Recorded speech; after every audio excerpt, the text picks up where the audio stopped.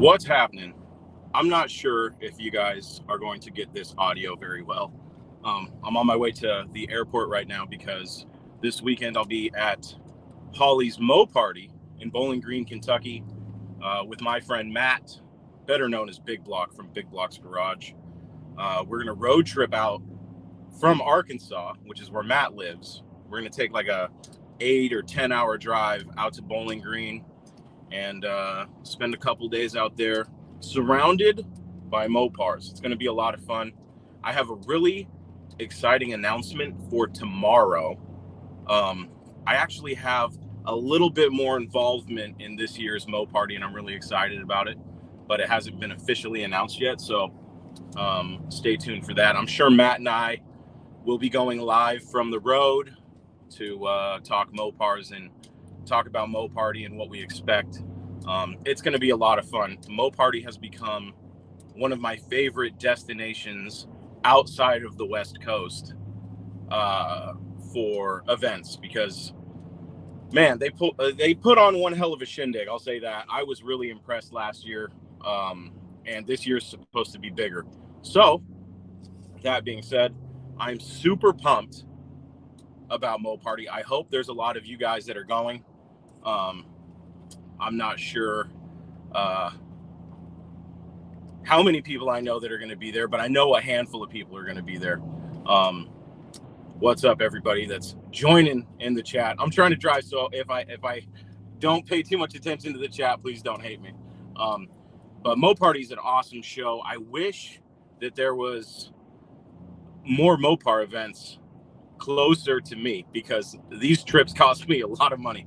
But the amount of fun to be had is limitless, you know. Lots of classic Mopars. There was a pretty good turnout of modern Mopars last year, so I'm excited to see what shows up this year. It's going to be a lot of fun, folks. So I hope if you're anywhere near Bowling Green, or hell, fly out. I think the nearest airport would be Louisville. I don't know if they have one in Bowling Green or not, but last year I went to MoParty. I flew into Nashville and I rented a Ram 1500 and drove it out to Bowling Green. And unfortunately, the weather wasn't that good. I've been watching the weather reports for the past week, and it looks like it's going to be nice. Mid to high 80s, pretty sunny out there. So it should be a great turnout and a really fun event. This year, Holly has decided to do an off-road experience. So from what I understand, they have like an off-road course that for all you Jeep guys and, you know, truck guys, you can take your mall crawlers out onto the rocks and see what they really can do. So that should be a lot of fun. I've seen some posts from people saying they're heading out, and some of the vehicles, Mopars, that are heading out are pretty badass. So I'm really excited to see those in person. But it's going to be a lot of fun. I'm going to be getting as much content as I can. This time I am prepared. Last year, my live streams just were not working out. The signal out in Bowling Green at Beach Bend Raceway Park just wasn't good enough for me. So I upped my internet on my phone and upped my service plan. So hopefully I get a little bit better service, but regardless, I'll be posting content from this weekend, hopefully during the weekend, and hopefully I'll be able to get some live footage and get some live talking Mopars content for you guys. That'll be a lot of fun.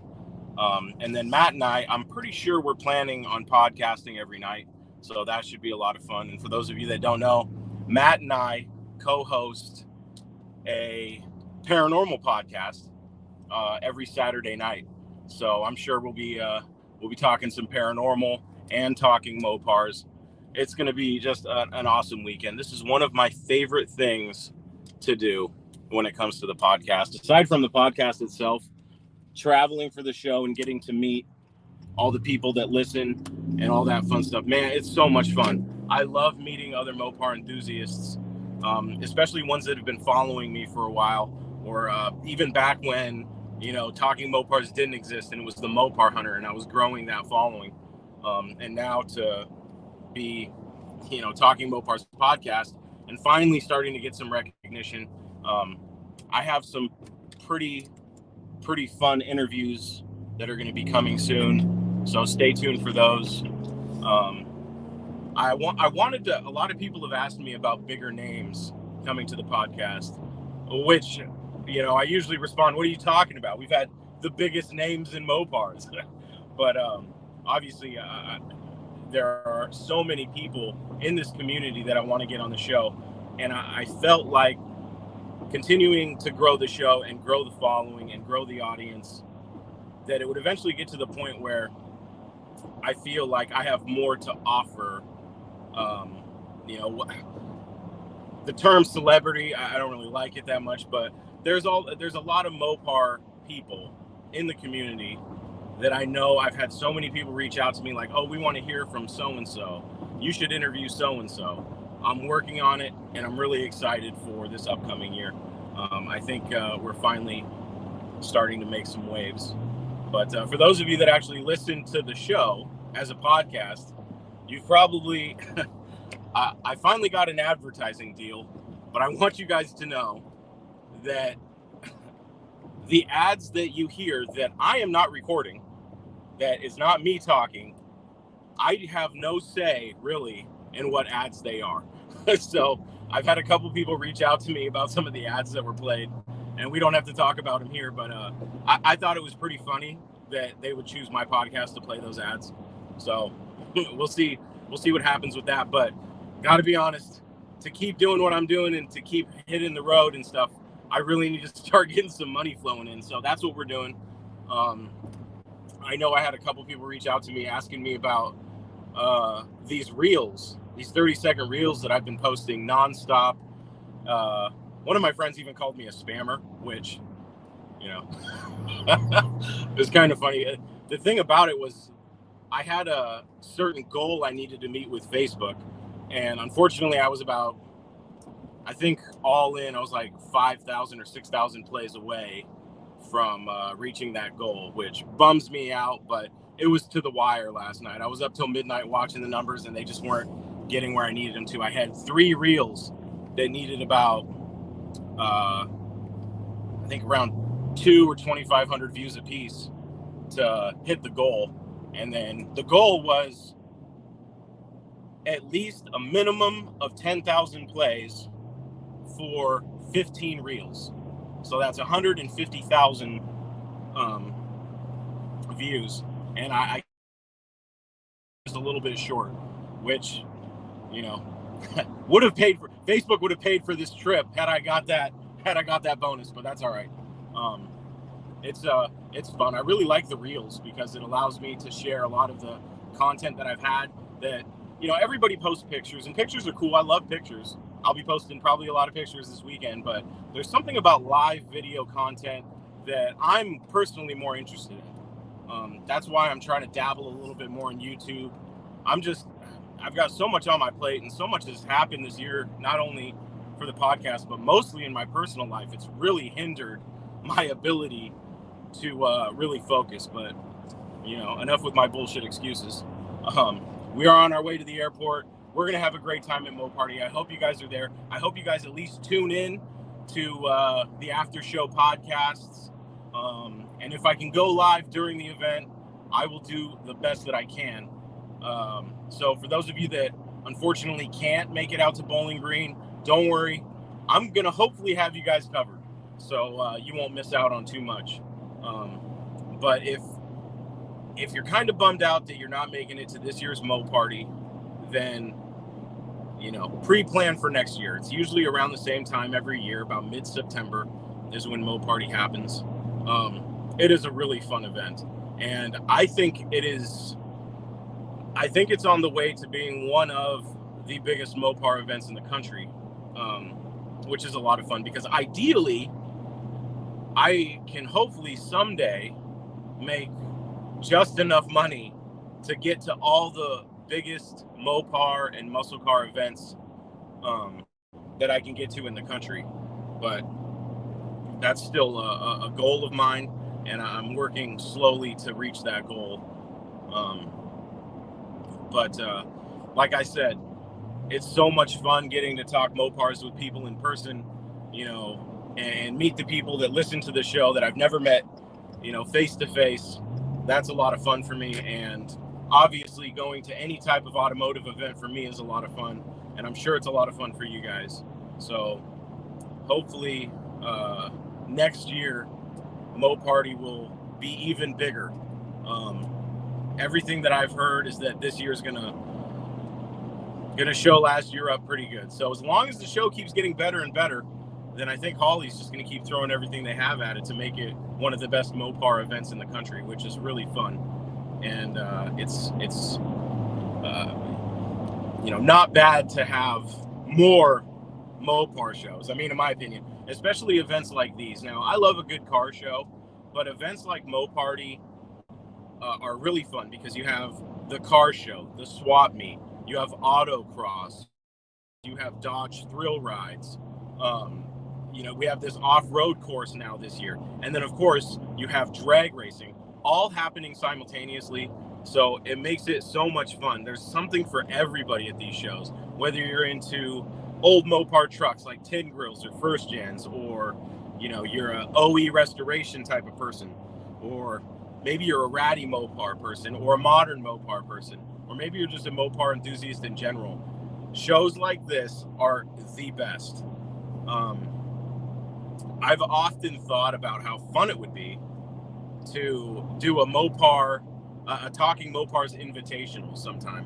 And, you know, the more shows and events I go to, the more I realize that it would have to take place at a track. The only problem with planning events, and we know this from our discussions with Phil and Jill Painter of Muscle Cars at the Strip, we know this from talking to Michaela Brass, Miss Mopar. These people organize really big events, especially the painters. They organize Muscle Cars at the Strip. They have a whole team of people helping them. And then Michaela, you know, she's a soldier, man. She gets a lot done by herself in organizing these events locally over where she's at in Pennsylvania. And it's a lot of work. So if I ever got to the point where the show was big enough where I could hire a team of people to help me organize an awesome Mopar event, that's a goal of mine. So that would be a lot of fun. But for now, you know, the podcast is still cooking. We're heading out, doing these events around the country, and I hope you guys are enjoying the ride.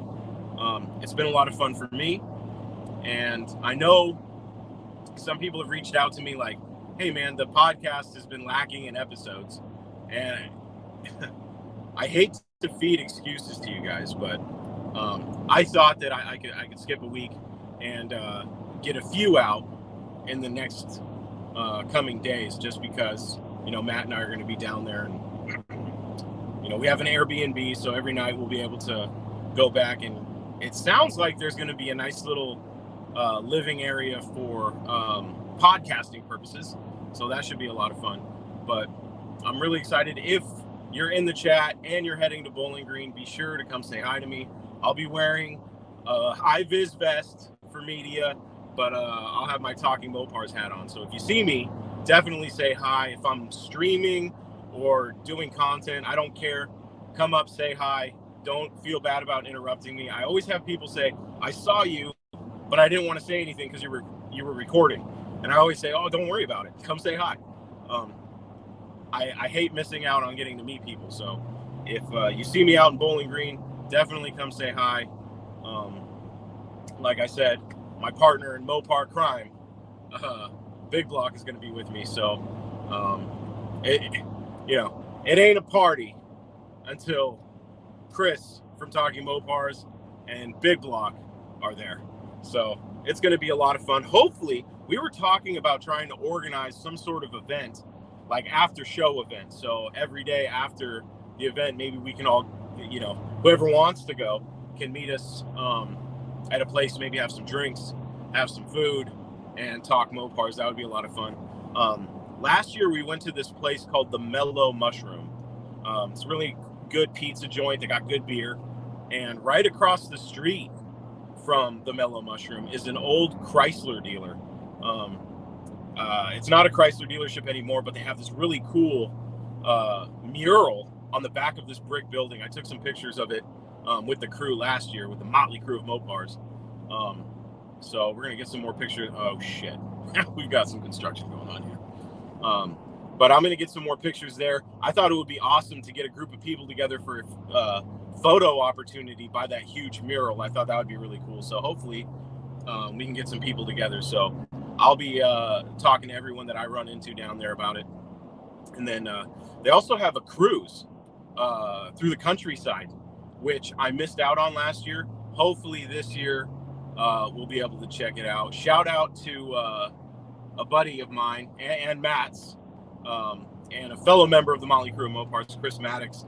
He actually loaned us his Challenger RT, I think it's a 2015, to drive out there for the road trip. So Matt and I are going to be rolling comfortable out to Bowling Green in a modern Challenger. So hopefully we'll be able to take part in this cruise too and get some cool rolling shots and stuff like that. So really excited. I have my flight leaves at 11 o'clock or thereabouts from Seattle. And then I have a layover.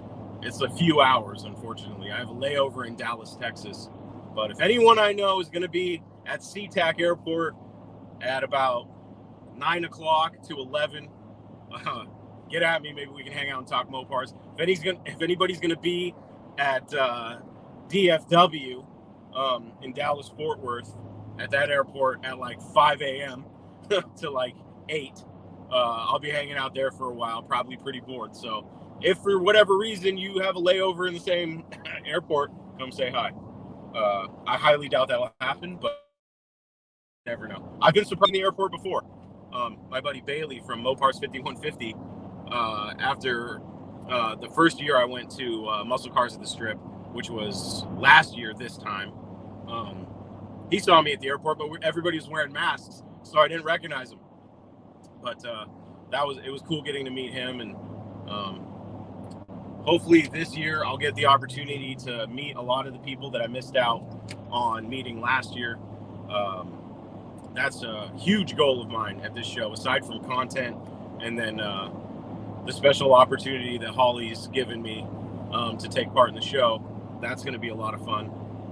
So I'm going to be kind of busy, but I will do my best to spend some time with my Mopar buddies down there. So like I said, hopefully you're heading out to Bowling Green to MoParty 2022, presented by eBay Motors and put on by Holly. It's going to be a lot of fun, so hopefully we'll see you out there. Maybe let me see what's going on in the chat without getting in a wreck. Chris Birdsong, what's up, dude? Matt, what's up, buddy? Jay Bird, what's up? Pink 340 Duster, awesome, man. I will keep that in mind, and I will try to hunt you down. Maybe we can talk about your car. Dustin.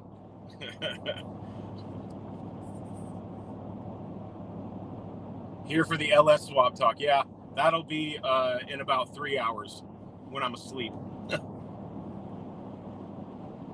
Darren Kirkpatrick, Chips from the wonderful state of Oregon. Harold, what's up, buddy? Safe travels. Yeah, I don't know if live streaming is exactly a safe way to travel, but we're doing it. Darren, yes, we'll get you on the show, dude. I'll reach out to you sometime this upcoming week, and we'll get something penciled in. Yeah, we could do an event, man. That'd be a lot of fun. Something on the West Coast. Unless, of course, Darren, you're going to front the bill. Then we can go wherever you want, dude. No, but there's some good local shows in the Washington, Oregon area. That'll be fun. Yeah, let's do that. But I'm going to get back on the road here, guys. I need to get some gas and make sure I don't get in a wreck before I even get to the airport. So thank you for watching. Like I said, we'll see you in Bowling Green, guys. No Mopar left behind.